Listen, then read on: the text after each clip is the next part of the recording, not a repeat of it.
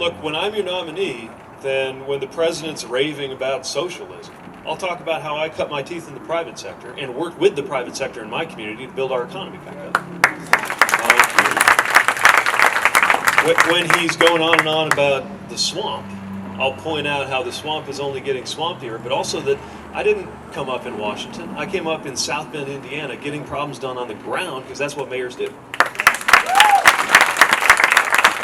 And if he wants to do that thing where he hugs the flag, I will remind, without putting too fine a point on it, I'll remind folks that while he was getting ready for season 7 of Celebrity Apprentice, I was down the road here in South Carolina getting ready for combat training to go over to Afghanistan.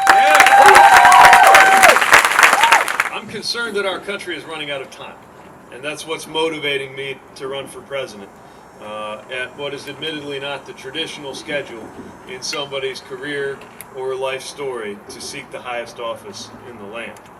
But we are in a kind of crisis right now that even now I think our country might be underreacting to. The American people are divided, we are discouraged, and we are doubtful at the very moment when we need to be rising to meet some of the biggest challenges that have ever been laid at the feet of this nation. And yet we look to Washington and we see storms of tweets and divisiveness that are tearing our nation apart. I think we need to learn to look beyond even the emergency that this current presidency represents, to the conditions that made it possible, to the issues that are going on beneath the surface that cause so many people to effectively vote to burn the house down, to vote for anybody who seemed different just to send a message. We've got leaders that are pitting us against each other and dividing us. And they're doing it in the name of the very values that are supposed to bring us together. Like talking about the flag and patriotism. That's supposed to be something that brings us together.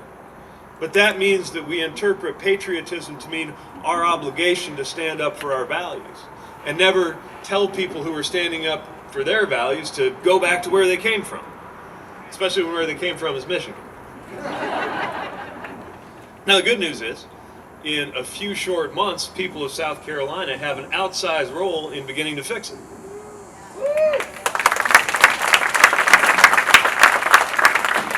You get to not only work toward changing the president, but changing the conditions that got us here in the first place. And this isn't just for die-hard Democrats. We're building an American majority of people who know that we need a change.